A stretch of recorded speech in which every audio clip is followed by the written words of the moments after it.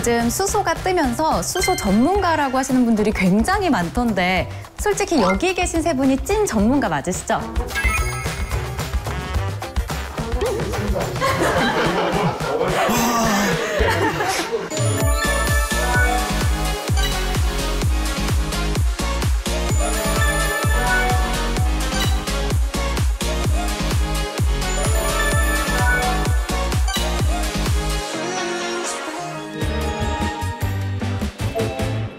안녕하세요. 이 세상 모든 수소를 답하다 수소에너지 궁금증에 대답하는 수소 앤서 아나운서 정은지입니다. 네, 지난 방송은 그레이 수소에 대해서 알아봤는데요. 오늘은 자연스럽게 블루와 그린 수소에 대해서 알아볼 차례입니다. 먼저 블루와 그린 수소 정의를 좀 내려주시죠. 기본적으로 블루 수소는 그레이 수소랑 생산 방식은 거의 동일하다고 보시면 돼요. 근데 이제 블루 수소가 그레이 수소와 차이점이라고 하면 결국에는 그레이 수소에서 나오는 CO2를 이제 저장, 포집한다는 게 이제 핵심이고요. 결국에는 이산화탄소가 그냥 대기 중으로 방출되느냐 아니면 이제 우리가 저장을 해서 대기 중으로 방출시키지 않느냐에 따라서 이제 그레이 수소냐, 블루 수소냐 요거를 이제 구분할 수 있는 거고요.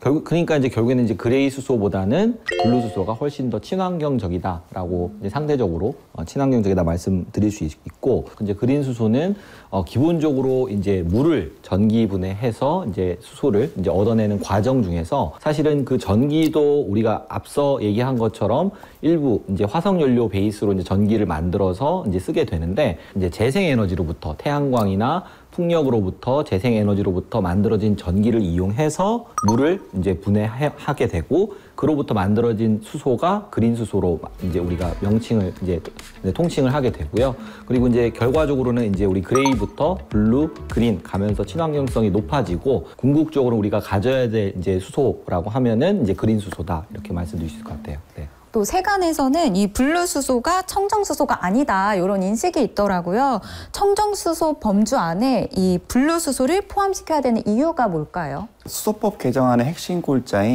그 청정수소 발전 의무화 제도 도입을 위해서는 일단 청정수소에 대한 명확한 규정이 이루어져야 됩니다. 수소법 개정안은 그 청정수소 범주에 그린수소, 그레이수소, 블루수소 모두를 일단 구입 의무 구매 대상으로 포함을 시켰는데요. 현재 청정수소 생산량이 사실 거의 전무하기 때문에 기술이 발전할 때까지 어떻게 보면 유예 기간을 도입을 한 거죠. 해외 역시 청정수소 기준은 다소 좀 탄력적이거든요. 그래서 EU나 중국이나 일본이나 이런 곳들도 수소 생산 공정에서의 CO2 배출량이라든지 아니면 수소 생산 여건 이런 것들을 자국의 실정을 고려해서 청정수소 인증 기준 및 등급 기준을 이제 마련하고 있습니다.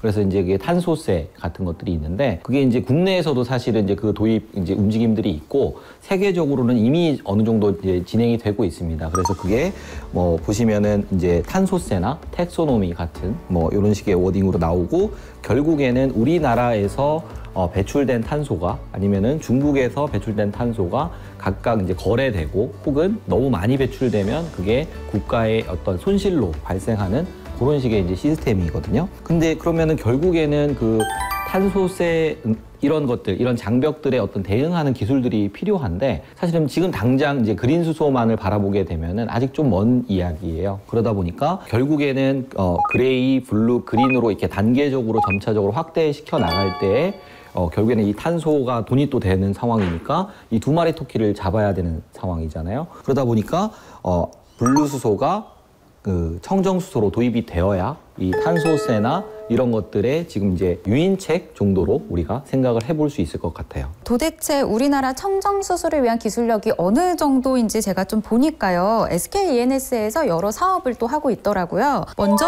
인천 부생수소 액화 사업이 있던데, 제3차 수소경제위원회에서 SK 수소사업 계획 발표로 제시된 걸로 알아요. 이게 어떻게 추진이 된 건가요? 저희 SK E&S는 2023년 6월 상업운전을 목표로 부생수소 3만 톤을 액화시킬 수 있는 액화 플랜트를 건설 중에 있고요. 이와 동시에 액화수를 유통하기 위해서 탱크롤이 40대, 그리고 이를 활용하기 위해서 액화 충전소 40개소를 동시에 구축하고 있습니다. 이렇게 수소의 생산, 유통, 활용을 동시에 구축함으로써 보다 사용자에게 안정하고 그리고 경제적으로 수소를 공급할 수 있다고 생각하고 있습니다. 그러면 이렇게 생산된 수소를 어떻게 공급을 하고 또 대한민국 수소경제사회에는 어떤 영향을 끼칠 거라고 보세요? 생산된 3만 톤 규모의 액화수는 전량 수도권 중심의 액화수 충전소로 유통하게 됩니다. 이 3만 톤이라는 양이 잘 가늠이 안 되시겠지만 이는 수소 승용차 기준으로 20만 대, 그리고 수소 버스 기준으로 약 한 3천 대에 공급할 수 있는 양입니다. 만약에 약 20만 대 규모의 승용차를 수소차로 전환한다면 연평균 약 40만 톤 규모의 이산화탄소 배출을 줄일 수가 있습니다. 이게 보통 나무 한 그루가 한 35kg의 이산화탄소를 흡수할 수 있는데요. 이 나무로 따졌을 때 약 한 1200만 그루를 심는 효과가 있다고 합니다. 이것뿐만이 아니라 충남 보령에도 액화 사업 중이신데 제4차 수소경제위원회에서 추진된 MOU 체결로 청정수소 생산기지 구축 사업이 추진이 된다고 해요. 이 과정도 좀 간단하게 알려주시겠어요? 보령의 청정수소 생산기지 구축 사업은 기존의 ENS가 보유한 친환경 LNG 인프라를 활용해서 청정수소를 생산한다는 계획인데요.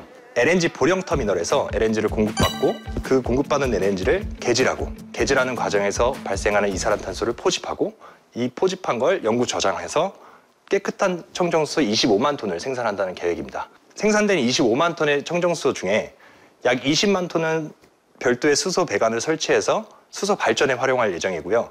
나머지 5만 톤은 인천 사업과 마찬가지로 전국의 액화 수소 충전소를 대상으로 공급될 예정입니다. 이렇게 과정을 또 설명을 해주셨는데요. 이 수소에너지 산업의 안전성 및 환경 개선 효과, 지역 주민과 소통, 지역 및 주민 상생 협력을 위해서 노력을 한다고 하셨어요.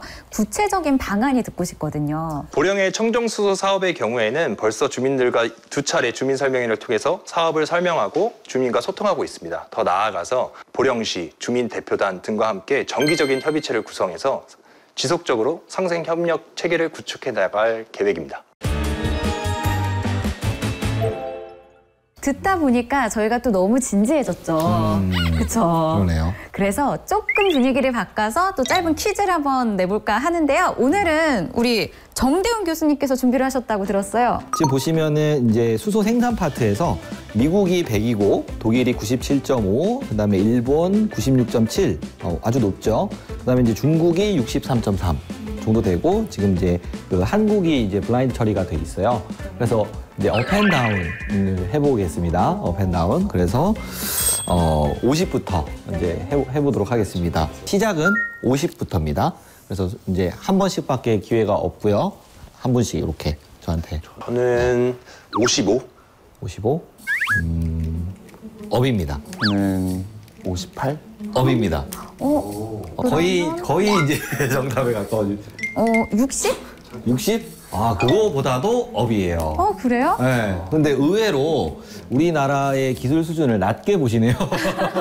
사실은 정답 이제 공개해 주세요. 62.5. 사실은 저는 개인적으로 62.5도 좀 실망스러운 숫자거든요. 그렇죠. 네. 더 높을 줄 알았는데. 연료전지 쪽은 91.5니까 그렇게 낮은 숫자는 아니거든요. 그러니까 일부 좀 낮다. 그리고 중요한 것은 이 5개국이 다 수소를 잘하는 나라들이에요. 그러니까 그 중에서 뭐 3, 4등 이렇게 하는 거니까 나쁜 수준은 아닌데 특히나 이제 수소 모빌리티 쪽은 충분히 우리가 경쟁력을 가지고 있다라고 이 결과로 말씀드릴 수 있을 것 같고 그 외로 이제 이거 말고 이제 정량적인 평가 말고 정성적인 내용을 잠깐 말씀을 드리면 이제 우리나라가 제조업 중심의 이제 산업 기반을 가지고 있기 때문에 뭐 천연가스 수송 인프라 같은 것들이 기존에 잘 돼 있어요. 그러다 보니까 그런 것들이 좀 강점으로 작용을 하고 그동안에 정부가 또 엄청나게 강력한 의지를 가지고 수소 산업을 육성시켰거든요. 그런 것들도 사실은 큰 장점이라고 볼 수 있습니다.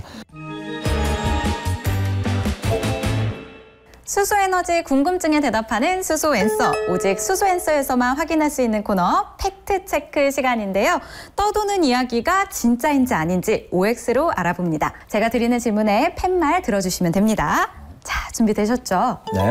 첫 번째 질문 드리겠습니다. 청정수소 체계가 되면 소비자 가격은 지금보다 무조건 높아진다. 맞으면 O, 틀리면 X. 하나, 둘, 셋. 자, 세 분 다 X를 드셨는데 우리 교수님께서 답변을 해주시죠. 네, 사실 청정수소 생산 체계가 되면 오히려 가격이 낮아집니다. 사실 청정수소 생산 가격이 높고 비싸고 아직 경제성이 떨어진다. 뭐 이런 지적들이 계속 있는데요. 그레이수소가 청정수소가 되려면 탄소 포집 과정을 거쳐서 블루수소로 만들어야 되는데 이 탄소 포집 과정에서 발생하는 비용이 상당합니다. 그래서 오히려 경제성이 굉장히 안 좋고요. 또 그레이수소 같은 경우에는 대표적인 게 추출수소가 있는데 이미 기술 성숙도가 굉장히 높아서 더 이상 단가를 낮추는 게 어려워요. 반면에 이제 수선에 기반인 수소라든지 이런 것들은 재생에너지원을 바탕으로 전기를 만드는 발전하는 기술이라든지 그리고 발전된 전기를 바탕으로 해서 수소를 만드는 기술들이 꾸준한 발전을 통해 가지고 아직도 단가를 많이 낮출 수 있는 여지들이 굉장히 크기 때문에 오히려 청정수소 공급체가 된다고 하게 되면은 단가를 굉장히 많이 낮출 수가 있습니다. 네, 그러면 이어서 두 번째 질문 드리겠습니다. 탄소 포집 과정에서 에너지가 많이 사용되기 때문에 분류수소 효율성은 떨어진다. 맞으면 O, 틀리면 X. 하나, 둘, 셋. 고민을 하시다가 세 분 다 X를 드셨는데 이번에는 김진일 매니저님께서 답변을 해주시죠. 사실 과거에는 탄소 포집에 대한 필요성이 그렇게 높지 않았어요. 때문에 자연스럽게 관련 기술에 대한 투자, 개발이 없었고 당연히 효율성이 떨어질 수밖에 없었죠. 하지만 기후변화, 탄소 중립 등 탄소 저감 기술이 주요 글로벌 이슈가 되면서 상황은 180도 달라졌습니다. 탄소 가격이 올라가면서 기업과 산업들은 탄소 저감 기술에 대해서 적극적으로 투자하고 개발하고 이에 따라서 효율성도 높아지고 있죠. 한 기관에서는 탄소 포집 기술이 톤당 100불에서 향후 톤당 15불까지 떨어진다고 전망하고 있습니다. 우리나라에서도 SK E&S가 추진하고 있는 보령 청정수소 생산 기지를 구축하고 관련된 기술들이 상용화되고 더 투자가 된다면 아마 탄소 포집 기술이 효율성이 떨어진다는 말 이제 안 나올 것 같습니다. 네, 세 번째 질문 드리겠습니다. 2050 청정수소 사회를 통해 에너지 자금률을 높일 수 있다. 맞으면 O, 틀리면 X. 하나, 둘, 셋. 네, 세 분 다 O를 선택했는데요. 이번에 교수님께서 답변해 주시죠. 사실은 이제 이게 5가 될 수밖에 없어요. 그게 왜냐하면 이제 우리나라 이제 청정수소 자금률을 이제 2050년까지 60%를 목표로 하고 있는데요. 현재 이제 수소의 해외 의존도는 0%입니다. 0%. 그래서 국내에서 이제 뭐 부생수소나 추출수소, 수전의 수소 등 여러 가지 이제 우리 지난 시간에 배운 것처럼 여러 가지 방식으로 수소를 이제 생산한 수소를 이제 사용하게 되는데 이후에 모자라는 수소는 심지어 이제 해외에서 이제 수입을 해서 가져다 쓰는 걸로까지 이제 돼 있어서 결국에는 우리가 이제 자족을 할 수 있는 그런 생태계로 바뀔 거라고 생각합니다. 화석연료를 수입하는 거하고 수소를 수입하는 거하고 뭐가 다른지 궁금해하시는 분들이 많더라고요. 근데 일단 가장 큰 차이점은 두 가지가 있을 것 같은데요. 먼저 수소 같은 경우에는 그 화석연료하고 다르게 매장용에 한계가 없습니다. 그리고 다양한 곳에서 다양한 방법으로 만들 수가 있죠. 그렇기 때문에 우리가 다른 나라의 상황에 영향을 받지 않고 그리고 가격도 더 내려갈 수도 있고 이런 장점들이 있습니다. 그동안 에너지라고 하게 되면은 그 에너지원을 수출하는 그 수출국의 주도권이 있었는데요. 수소 같은 경우에는 이제 수입국에서 오히려 주도권을 갖기 때문에 우리가 에너지 안보를 확보할 수 있다라고 말씀드릴 수 있을 것 같습니다.